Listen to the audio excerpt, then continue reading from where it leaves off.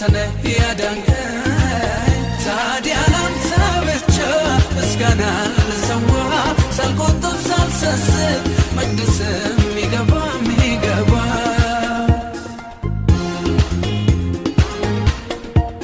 በጨለማ